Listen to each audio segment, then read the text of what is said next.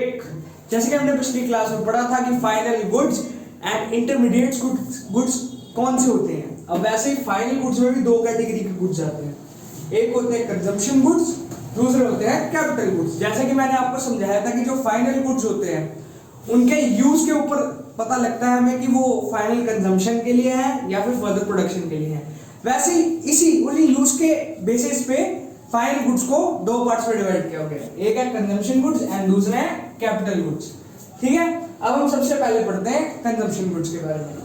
Goods which are consumed for their own sake or which satisfy current wants of consumer directly। हमारे जो consumer goods हैं वो कौन से होते हैं? जो हमारी कस्टमर की, जो कंज्यूमर है, जो हमारा प्रोडक्ट ले रहा है, उसकी नीड्स को डायरेक्टली सेटिस्फाई करे। अब इसके एग्जांपल देखते हैं। ये एक्स नहीं है, अपनी एक्स मत समझना, एग्जांपल है। इसका एग्जांपल है food, shirt, shoes, pen etcetera. अब ये जो चीजें यहाँ पे लिखी हुई हैं ये आपको पता ही है, हम अपनी सेल्फ कंजम्पशन के लिए यूज करते हैं, हम इससे आगे फर्दर प्रोड्यूस नहीं करते हैं। अब देखते हैं कैपिटल गुड्स क्या होता है। Goods which are used for further production for several years are known as capital goods. अब जैसे कि हमने आपको फाइनल गुड्स समझाते टाइम हमने बात की थी आपस में कि अगर हम उसे अपनी कंजम्पशन के लिए यूज कर रहे हैं तो वो क्या होगा, वो फाइनल गुड होगा हमारे लिए। अगर हम उससे आगे कुछ प्रोड्यूस कर रहे हैं तो हमारे लिए फाइनल गुड नहीं होगा। तो अगर हम आगे उससे कुछ कंज्यूम कर रहे हैं तो उसको हम क्या बोलेंगे, कैपिटल गुड। कैपिटल गुड वो गुड होते हैं जिसे हम आगे गुड से प्रोडक्शन करने में हमारी जो गुड हेल्प करते हैं उन्हें हम क्या बोलते हैं, कैपिटल गुड्स। इन गुड्स से हम फर्दर प्रोडक्शन करते हैं सालों सालों तक। अब इसका एग्जांपल देखते हैं, फिर से एक्स लिखा है, पहला number tools, machinery, plants, building. Tools, machinery, plants, building आपको पता है ये सब हम डेली यूज अपने घर के डोमेस्टिक यूज में काम नहीं कर सकते, हम अपने फाइनल गुड्स में इनको नहीं ले सकते। टूल से, मशीनरी से, प्लांट से, बिल्डिंग से, ये सब किसके लिए यूज होता है, ये सब यूज होता है आगे प्रोडक्शन करने के लिए। तो ये था consumption good and capital good, ये दोनों किसके पार्ट है, फाइनल गुड्स के। चलो चलते हैं अगले टॉपिक की तरफ। तो गाइस अब हम बढ़ते हैं अपने अगले टॉपिक की तरफ जो क्या है, प्रोडक्शन वर्सेस कैपिटल। अब इस टॉपिक को दफन करना है अपने दिमाग में, ठीक है। पहला क्या है, प्रोडक्शन गुड्स। कैपिटल गुड्स मैंने आपको पिछली बार भी समझाया था, अभी दोबारा समझाता हूँ। Production goods are goods which are used in production of other goods. Normally जो गुड्स एसेट्स, ध्यान रखना मेरी बात को, जो गुड्स हम यूज करते हैं आगे प्रोडक्शन में, मतलब किसी एक गुड से हमने एक और गुड बना दिया, गुड से गुड बना दिया, तो वो कौन सा गुड होगा, प्रोडक्शन गुड्स। कैपिटल गुड में क्या होता है, कैपिटल गुड में हम जो जिससे हम प्रोडक्शन करते हैं वो हमारे क्या होते हैं, फिक्स्ड एसेट्स। क्या होते हैं हमारे, फिक्स्ड एसेट्स। एसेट्स क्या होते हैं, एसेट्स होते हैं जिस चीज से हमें फायदा हो, जिस चीज जो लॉन्ग टर्म तक चलती है हमारे पास।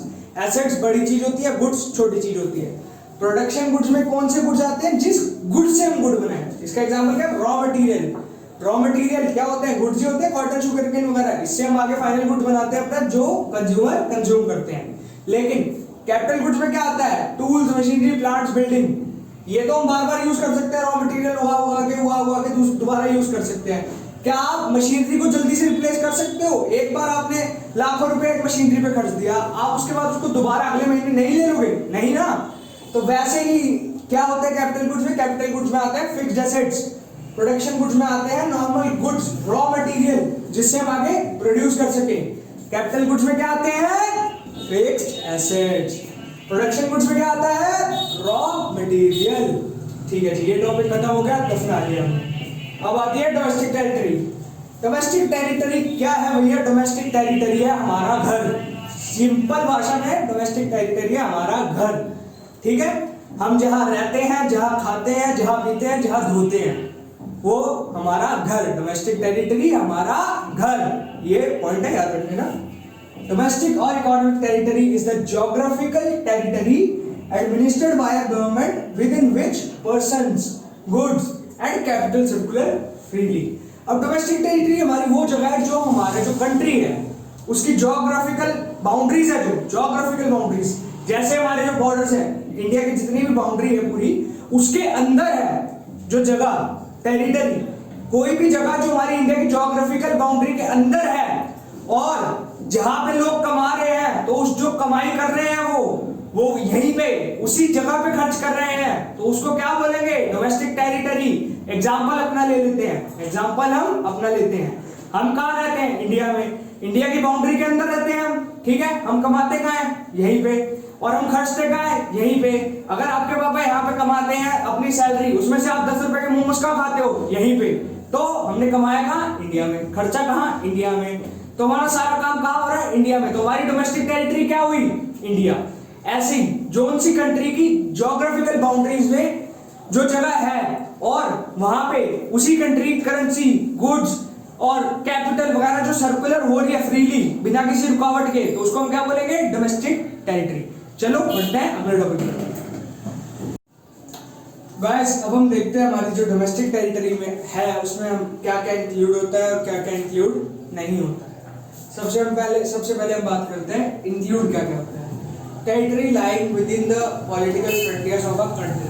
अब इसका मतलब क्या है? जो हमारे बॉर्डर है हमारे, इसको हम सब चीजों को अपनी कंट्री पे लेके चलेंगे, ठीक है ना, ताकि इजीली एक्सप्लेनेबल हो और आपको अच्छे से समझ में आए। तो हमारे जो इंडिया के बॉर्डर्स हैं, अब लाइक हम साउथ वाले जो बॉर्डर्स हैं उनकी साइड की बात करते हैं हम। लाइक आपका जो कर्नाटका का बॉर्डर है, अब उसके आगे हमारा जो ओशियन है, इंडियन ओशियन का जो कुछ पार्ट है आगे का, उस पर किसके लॉज वगैरह, रूल्स वगैरह फॉलो किए जाते हैं? इंडियन गवर्नमेंट के। तो वो किसके अंदर आते हैं? इंडियन के पॉलिटिकल फ्रंटियर्स के अंदर। इसलिए वो किसका पार्ट होगा? हमारी डोमेस्टिक टेरिटरी का, इंडिया का। Second, ships and aircrafts owned by the operator by resident between 2 और मोर कंट्रीज। अब इसका मतलब क्या है? शिप्स एंड एयरक्राफ्ट जो है किसके? इंडियंस के। मतलब जो इंडिया ने खरीदे, इंडियन पीपल्स ने, और वो ट्रेडिंग का कर रहे हैं कोई दो अलग कंट्रीज के बीच, जैसे यूएसए एंड पाकिस्तान के बीच में इंडिया की शिप्स एंड एयरक्राफ्ट चलते हैं। तो उसके जो अर्न कर रहे हैं वो सारा पैसा कहाँ आ रहा है? इंडिया में। इसलिए वो किसका पार्ट होगा? वो हमारी डोमेस्टिक टेरिटरी का पार्ट होगा। Fishing vessels, oil and natural gas rigs and floating platforms operated by resident of the country in international waters.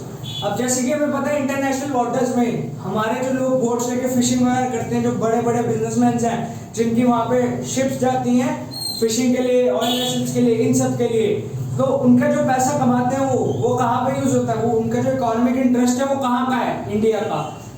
ये सब किस में आएगा? हमारी डोमेस्टिक टेरिटरी में। Embassies and military establishment of the country located as road. अब हमारी जो कंट्री की एम्बेसी है, दूसरी कंट्रीज में जो हमारी कंट्री की एम्बेसी है वो किसका पार्ट होगा? डोमेस्टिक टेरिटरी में। बिकॉज अब जैसे रशिया, अमेरिका, यूएस जैसी कंपनी है, उसमें हमारी एम्बेसी है। इंडियन एम्बेसी जो हम बोलते हैं, वहां पे जो हमारी इंडियन एम्बेसी है उसमें सब कुछ काम का फॉलो होता है इंडिया का। सारे रूल्स रेगुलेशन किसके होते हैं? इंडिया के। वहां पे किसका राज चलता है? वहां पे हमारी इंडिया की गवर्नमेंट का चलता है, ना कि उनकी गवर्नमेंट का। अब हम ये तो बात होगी कि हमारी डोमेस्टिक टेरिटरी में क्या क्या आता है। अब हम देखते हैं क्या क्या नहीं आता है। सबसे पहले territorial enclaves like embassies administered by foreign government. अब जैसे कि हमने इसमें बात करी थी कि हमारी जो इंडियन एम्बेसी है दूसरी कंट्री में, तो वो कहाँ की हुई? वो हमारी डोमेस्टिक टेरिटरी की, इंडिया की हुई। वैसे ही अब जो बाहर की एम्बेसीज है हमारे इंडिया में, लाइक यूएसए की एम्बेसी, रशिया की एम्बेसी जो हमारे इंडिया में, वो किसका पार्ट होगी? हमारे इंडिया की डोमेस्टिक टेरिटरी के नहीं होगी। बिकॉज उनका जो इकोनॉमिक इंटरेस्ट है, सारे रूल्स रेगुलेशंस है, वो कहाँ के फॉलो हो रहे हैं? रशिया एंड यूएसए के। तो इसलिए वो हमारे डोमेस्टिक टेरिटरी का पार्ट नहीं होगी। Second, international organization and their offices which are physically located within geographical boundaries of a country. अब जो हमारी इंटरनेशनल ऑर्गेनाइजेशन है, इसका एग्जांपल लेते हैं हम। सबसे बढ़िया WHO है, जिसका ऑफिस हमारे इंडिया में है, बट वो है मेनली कहाँ का? यूएस का, फॉरेन का है वो मेनली। तो उसका जो इकोनॉमिक इंटरेस्ट है, जो सारा उसकी कमाई है जो इंडिया में भी हो रही है, इंडिया में बस उसका एक ऑफिस है, लेकिन उसकी कमाई तो ग्लोबली हो रही है। तो उसका इकोनॉमिक इंटरेस्ट इंडिया में नहीं है, तो जिस वजह से क्या है, वो हमारी डोमेस्टिक टेरिटरी में नहीं आता। चलिए बढ़ते हैं अगले। तो गाइस अब हम देखते हैं हमारी कंट्री के नॉर्मल रेजिडेंट्स कौन होते हैं। नॉर्मल रेजिडेंट्स वो होते हैं अ पर्सन और institution who ordinarily resides in a country and whose centre of economic interest lies in that country. इसका मतलब क्या है कि कोई भी एक सिंगल इंसान या फिर कोई इंस्टीट्यूशन, कोई भी कंपनी जो एक कंट्री के ज्योग्राफिकल बॉर्डर्स के अंदर है एंड उसका जो इकोनॉमिक इंटरेस्ट है, मतलब उसका जो लेन देन है, उसका जो कमाना और खर्चना है वो उसी कंट्री में है, तो वो क्या है, वो normal resident of our country है। अब normal resident of our country क्या क्या किस किस चीज को इंक्लूड करता है? It covers both individuals and institutions. मैंने जैसे कि बताया ये नॉर्मल इंडिविजुअल को भी और एक पूरे इंस्टीट्यूशन को भी कवर करता है। Second, it includes both citizens and non citizens who resides in a country for more than 1 year and have economic interest in that country. अब ये सिर्फ सिटीजंस नहीं, यहाँ तक जो फॉरेनर्स होते हैं, नॉन सिटीजंस होते हैं, जो 1 साल से ज्यादा रह रहे होते हैं हमारी कंट्री में और हमारी कंट्री में ही अर्न करते हैं और खर्च करते हैं, तो ये उनको भी as a normal residents declare कर देता है। Local employees working in foreign bases located in their country.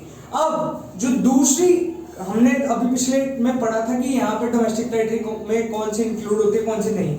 अब हमने ये पढ़ा था कि जो फॉरेन की एम्बेसीज होती हैं वो जो हमारी कंट्री में होती है वो डोमेस्टिक टेरिटरी नहीं होती, बट जो उन फॉरेन एम्बेसीज में हमारे इंडियन, हमारे यहाँ के वर्कर्स जो काम करते हैं वो क्या होते हैं, वो यहाँ के ही नॉर्मल रेजिडेंट्स होते हैं, बिकॉज वो वहां पे काम करके अर्न कहाँ कर रहे हैं, हमारी कंट्री में, खर्च क्या कर रहे हैं, हमारी कंट्री में। तो बच्चों नॉर्मल रेजिडेंट्स कौन है?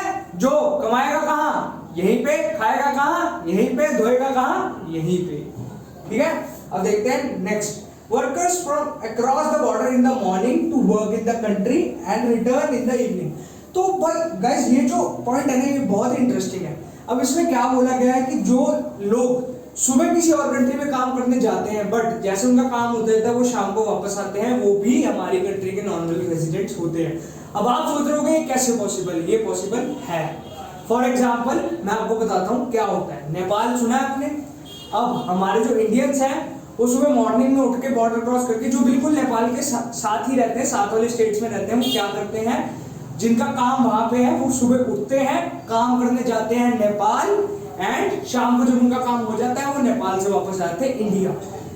लेकिन जो अब उनका इकोनॉमिक इंटरेस्ट क्या है, उन्होंने कमाया वहां, लेकिन कहाँ की करेंसी में, यहाँ की, खर्च कर रहे हैं यहीं पे, तो इसलिए वो क्या हुए, नॉर्मल रेजिडेंट। चलिए आगे बढ़ते हैं। तो गाइस इसी के साथ हम आज की वीडियो खत्म करते हैं। आई होप आपको मेरी वीडियो पसंद आई हो। अगर पसंद आई हो please like, share and comment करें और हमारे चैनल को सब्सक्राइब करना ना भूलें। Don't forget to subscribe our channel #education